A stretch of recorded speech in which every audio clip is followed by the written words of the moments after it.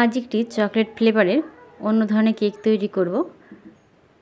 তার জন্য দেখো এখানে চকলেট স্পঞ্জ নিয়ে নিয়েছি এবং চকলেট স্পঞ্জটিকে আমি কিন্তু 3টি লেয়ারে ভাগ করে নেব। এটা কিন্তু 1 পাউন্ডের চকলেট কেক হবে।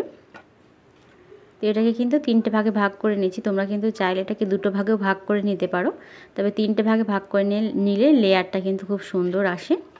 এবার কিন্তু দেখো এটাকে পরিষ্কার করে আমরা একটা লেয়ার এখানে দিয়ে দিচ্ছি। এবার দিয়ে দেবো কিন্তু কিছুটা সুগার সিরাপ।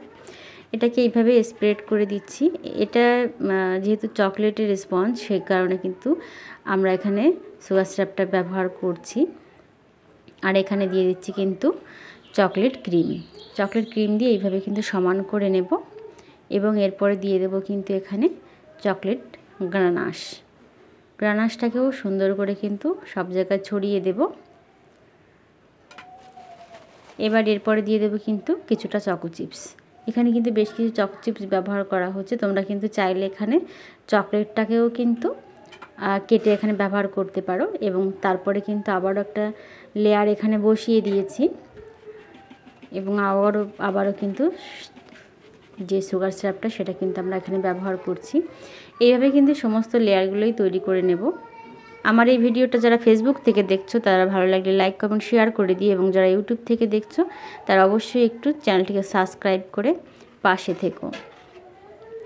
এবং সম্পূর্ণ রেসিপিটি কিন্তু দেখার জন্য অনুরোধ রইল, এবং কেমন হয়েছে অবশ্যই তোমরা কমেন্টে জানিও।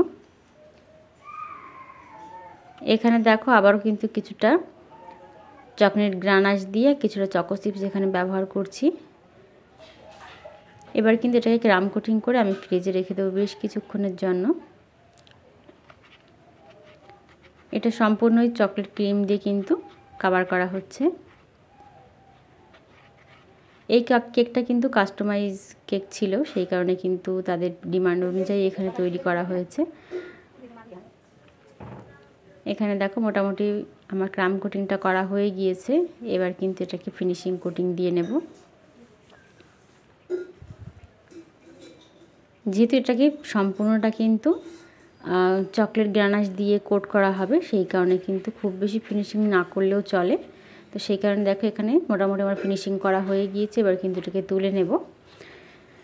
বেশ কিছুক্ষণ ফ্রিজে রাখার পরে আবার কিন্তু বের করে নিয়েছি, এবং নিচে যে বোর্ডটা, এই বোর্ডটাও কিন্তু আমি পরে চেঞ্জ করে দেব। সেই কারণে কিন্তু একটা রাফলি বোর্ডে আমি কিন্তু এই কাজটা করে নিচ্ছি। তোমরা চাইলে কিন্তু যে কোনো র্যাকেও রেখে কেকটাকে কিন্তু এইভাবে চকলেট দিয়ে কভার করে নিতে পারো, সেক্ষেত্রেও কিন্তু ভীষণই ভালো হয়। এবার দেখো এইভাবে সাইড দিয়ে আমি কিন্তু সমস্ত কেকটাকে কিন্তু এইভাবে রেডি করে নিয়েছি। আর এবার যে টপারটা আমি বসাবো সেটাকে আগে বসিয়ে আমি সেট করে দেখছি ঠিকঠাক হচ্ছে কিনা। তো এই ধরনের টপারগুলো কিন্তু বেকারি শপে চাইলেই পাওয়া যায়। আগে কিন্তু এই ডিজাইনের একটি কেকেরই তৈরি করছি আর কি। তোমাদের কেমন লাগলো অবশ্যই কমেন্টে জানিও। এবার কিন্তু টপারটা তুলে আমি কিন্তু সমস্ত জায়গায় সুন্দর করে ডিজাইনটা করে নেব।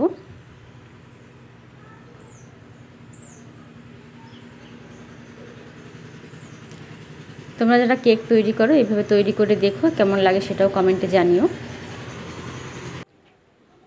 এইভাবে দেখো তৈরি করে নিচ্ছি, এবং এখানে সাদা ক্রিম দিয়ে কিন্তু আমি সুন্দর করে বর্ডার করে নিচ্ছি। তোমাদের কেমন লাগলো অবশ্যই কমেন্টে জানিও, এবং তোমরা তৈরি করে অবশ্যই কিন্তু ছবিটা পাঠিয়ে দিও। এই দেখো ফাইনাল লুকটা।